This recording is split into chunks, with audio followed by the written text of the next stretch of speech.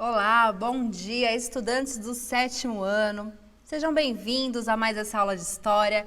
Eu sou a professora Janaína Jardim, irei mediar o chat juntamente com os professores. E hoje nós teremos uma aula com o professor Carlos Neri. Bom dia, professor Carlos Neri. Bom dia, professora Janaína. Bom dia, estudantes, professores da rede, essa galera que está aí acompanhando o Centro de Mídias, pela TV Cultura, pelas redes sociais, pelo aplicativo do Centro de Mídias. E nós vamos então começar esse ano letivo com a galera do sétimo ano. E nós temos preparado para vocês aí uma série de habilidades de transição, né?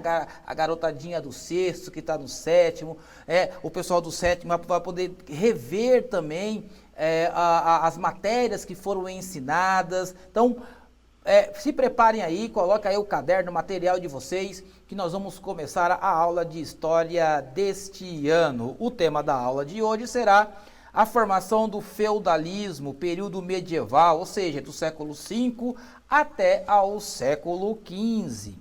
A habilidade que iremos trabalhar é a habilidade 14, que é identificar e analisar diferentes formas de contato, adaptação ou exclusão entre populações, entre diferentes espaços, tempos e espaços. Então, nós vamos começar a trabalhar aí esse período de transição da antiguidade para o mundo medieval. Os objetivos estão na tela.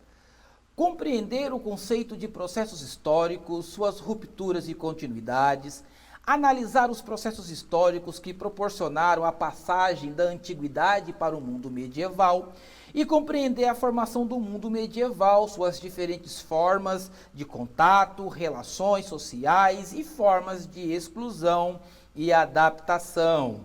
Mas antes de nós iniciarmos a nossa aula, nós já vamos ter aí uma pequena introdução do que nós iremos estar ministrando durante o ano. E, claro, quem vai fazer essa introdução vai ser a aluna Thalita, da escola Radla Feres, em Carapicuíba. Thalita, é com você. Oi, tudo bem? Eu sou a Thalita, do nono ano D, e hoje eu vim apresentar um trabalho, ou quer dizer, uma mini opinião e também compartilhar com vocês coisas que eu descobri sobre os escravos, enfim, sobre o Dia da Consciência Negra e o porquê da importância desse dia. Então, além de eu compartilhar a minha opinião, eu vim compartilhar também um pouco do que eu aprendi, um pouco do que eu aprendi a mais, né, sobre a consciência negra, sobre os escravos, né? E para quem não sabe, eu sou aluna do nono ano D, sou convidada da professora Edna de Histórias a estar apresentando para vocês esse vídeo. Então, espero que vocês gostem e bora lá! Hoje eu escolhi 3 tópicos onde me chamam muito a atenção em relação à cultura e os escravos, enfim. A primeira coisa que eu quero mostrar, ensinar e dar minha opinião e exercer mais para vocês é sobre a boneca Abaomi. Para quem não sabe, a palavra Abaomi tem origem Yoruba e costuma ser uma boneca negra. Significa aquele que traz felicidade ou alegria. O nome serve para meninas ou para meninos, tanto faz, unissex. Não se deve confundir Abaomi também como Yoruba, desculpa. Pois Yoruba tem mais de um significado, então você tem que estar ali ciente do que você está conversando na questão do idioma, porque Yoruba tem mais de um significado. Abaomi tem a origem dos rios negreiros, onde quando os escravos eram transportados para outros países para a venda de escravos, que infelizmente naquela época era errado, mas era o que faziam. Abaomi, ela foi inventada para as crianças, quando elas estavam nesses rios negreiros, porque elas ficavam muito agitadas e elas choravam muito. E suas mães, para acalmá-las, elas cortavam pedaços de seus vestidos, e disso faziam a boneca Abaomi. A boneca Abaomi, ela é feita de nó. Eu vou colocar uma foto aqui do lado para vocês verem como é a boneca Abaomi. Essa é a boneca Abaomi e, bom, Ela é feita de nó, como vocês estão vendo, e esse era um tipo de brinquedo para as crianças. E além de ser um brinquedo, as mães decretaram que isso seria um símbolo como proteção para seus filhos. Eu acho isso algo muito importante, onde devemos levar de gerações a gerações, porque, querendo ou não, faz parte da nossa cultura também. E eu acho que não devemos deixar isso morrer, né, mediante ao Dia da Consciência Negra. E também, eu gostaria de falar, entre o Dia da Consciência Negra, eu gostaria muito de falar sobre uma pessoa muito importante, né, na vida dos escravos, que foi o Zumbi dos Palmares. Também conhecido como um líder, né? Ele foi um líder do quilombo brasileiro, gente. Olha a importância de estar representando isso. Eu tô me sentindo muito grata em estar apresentando esse trabalho. Enfim, ele foi um dos últimos líderes, um dos últimos líderes do quilombo brasileiro. Um dos maiores quilombos do período colonial, gente. Você tem noção disso? O quanto o Zumbi dos Palmares foi importante na nossa história, tanto para os negros quanto para a história do Brasil. Vou colocar uma imagem dele aqui também, gente. Esse é o Zumbi dos Palmares, para quem não conhece, eu nunca tinha escutado a história dele.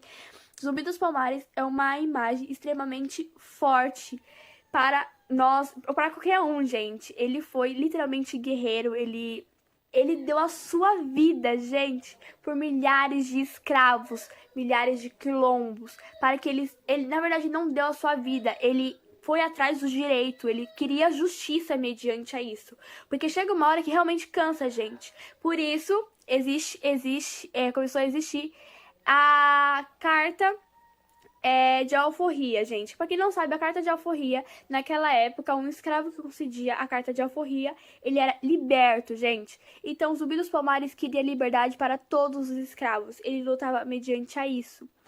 Ele foi nascido em 1655, unido aos Palmares, Alagoas. Ele faleceu dia 20 de novembro de 1695, no Quilombo dos Palmares. Seu nome completo era Francisco Zumbi, né? E infelizmente ele foi traído por um de seus aliados, assim, que não foi aliado, né? Ele foi traído e os guardas pegaram ele e infelizmente cortaram a cabeça dele e penduraram num poste como lição para todos os outros escravos.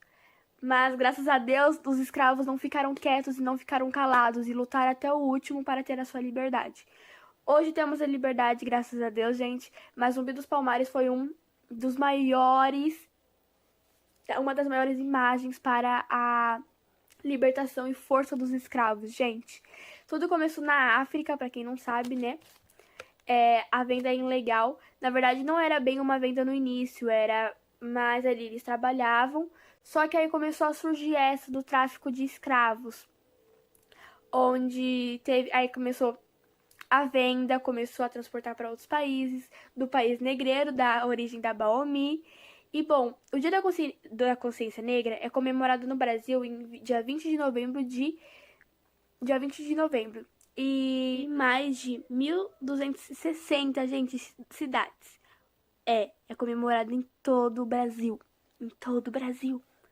Foram aprovadas leis decretadas pelo feriado, nessa data, que lembra a morte do Zumbi dos Palmares, né? Escravo que virou símbolo de luta para o povo negro, gente, contra a escravidão, ao liderar o Quilombo dos Palmares em Pernambuco. Pois é, o Quilombo de Zumbi era localizado em Pernambuco, gente, pra quem não sabe.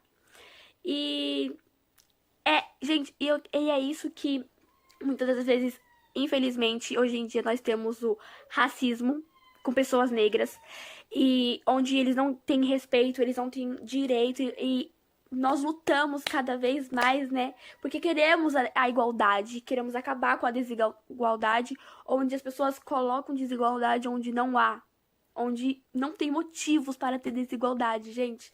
Então vamos lutar contra a igualdade para todos, porque todos somos iguais. Não é cor de pele que vai diferenciar quem somos. Somos todos iguais, gente. Então vamos lutar pela igualdade. E viva o Dia da Consciência Negra, Black Lives Matter, que é o que mais marcou esse ano, Black Lives Matter, do moço que morreu nos Estados Unidos porque um policial, infelizmente, se ajoelhou no pescoço dele até ele morrer. E é isso que eu quero decretar nesse vídeo hoje, Black Lives Matter. vidas pretas importam. Espero que vocês tenham gostado um pouco da minha explicação do que realmente eu quis trazer sobre a importância do Dia da Consciência Negra. Bom feriado a todos e até talvez o próximo trabalho. Legal, legal. Gente, olha, o trabalho da Thalita é do ano passado.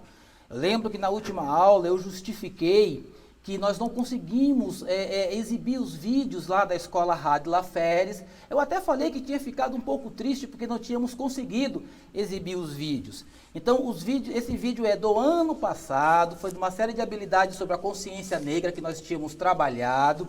E, é claro, nós sabemos que os estudantes, eles ficam ansiosos por ver os seus vídeos. Então, eu decidi passar agora no começo do ano, contemplar a Thalita. Tem o vídeo do Joshua também, que eu vou passar à tarde. Nós sabemos que fica um pouco fora do contexto da aula, mas eu não posso deixar de privilegiar os estudantes, os trabalhos que eles fazem, e nós não devemos deixar nenhum estudante para trás, ok? Então, parabéns pela aula que a Thalita deu.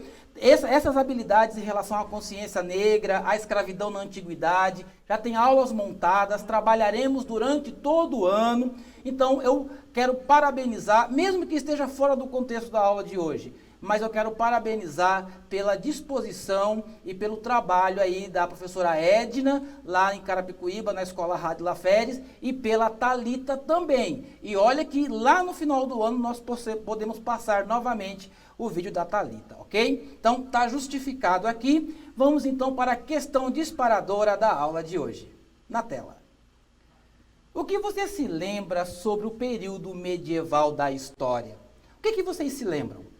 2 minutos, já voltamos, participe no chat, já voltamos.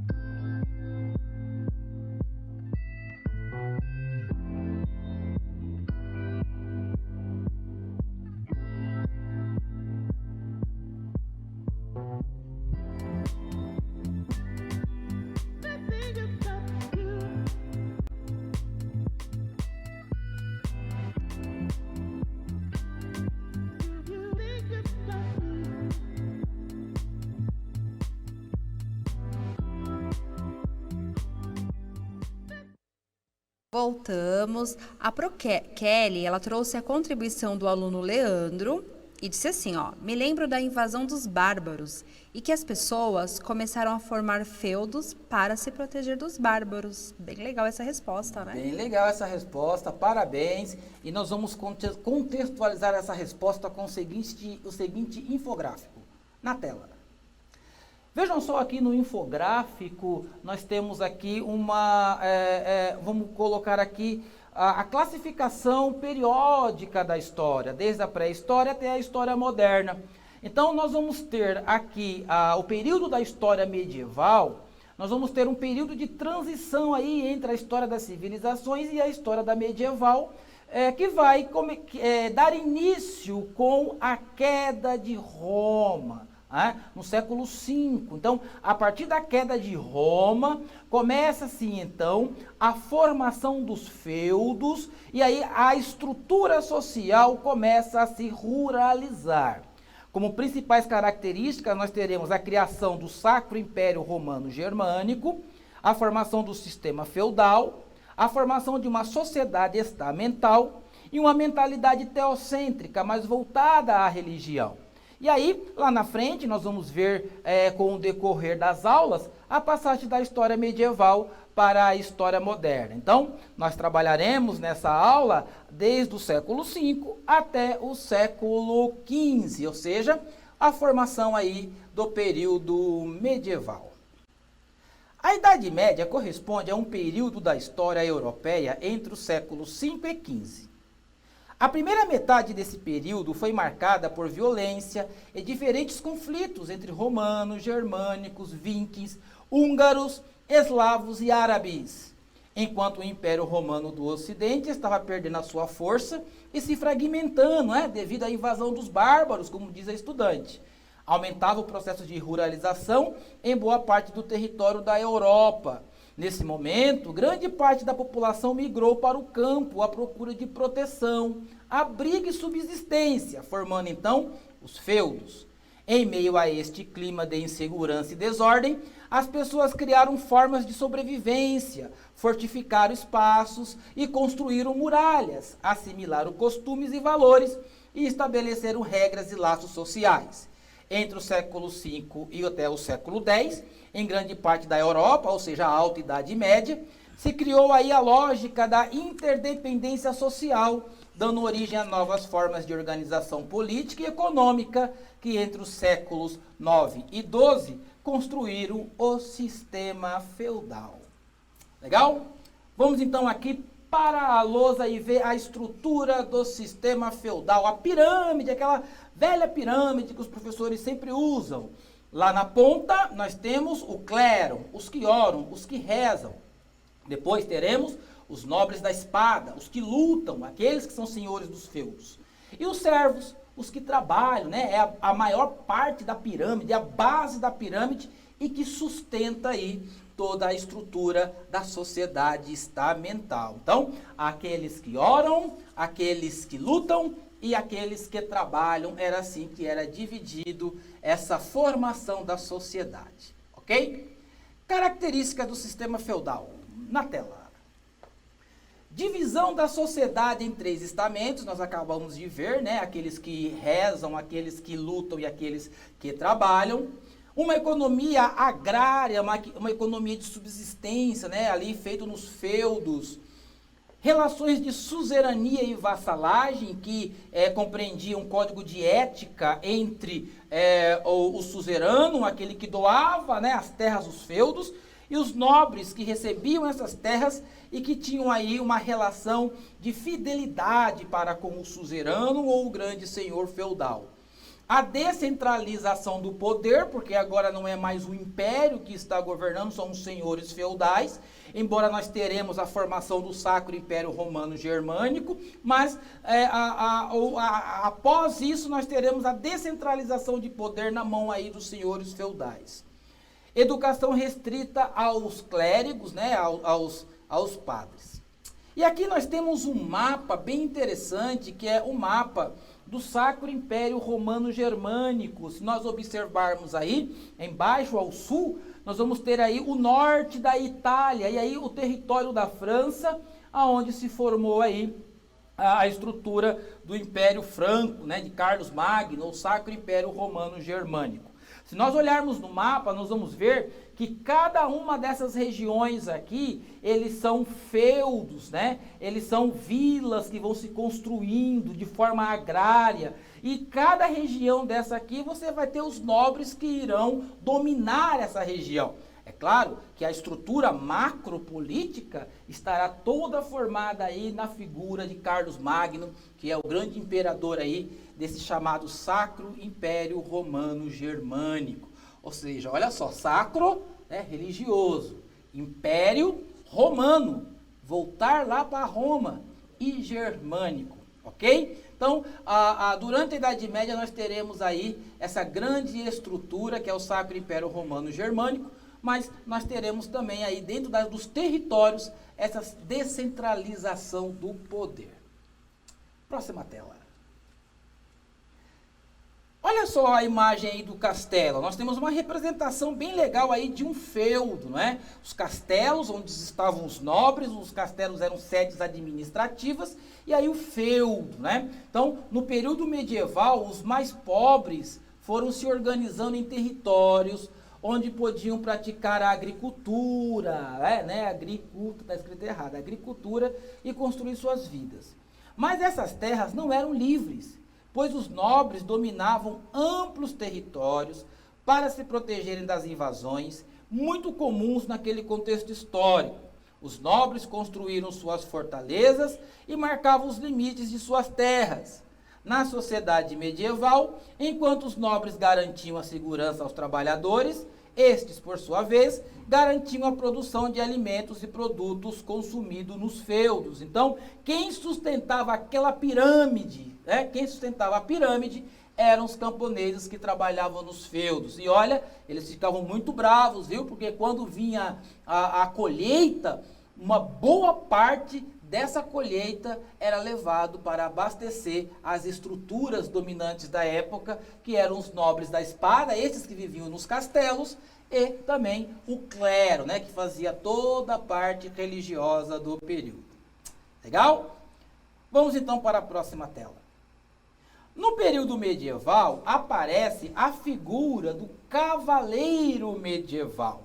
E a partir daí também as histórias de cavalaria. Né? No período medieval, a cavalaria tornou-se uma instituição feudal. Esses cavaleiros estavam ligados aos senhores feudais, mediante juramento de fidelidade.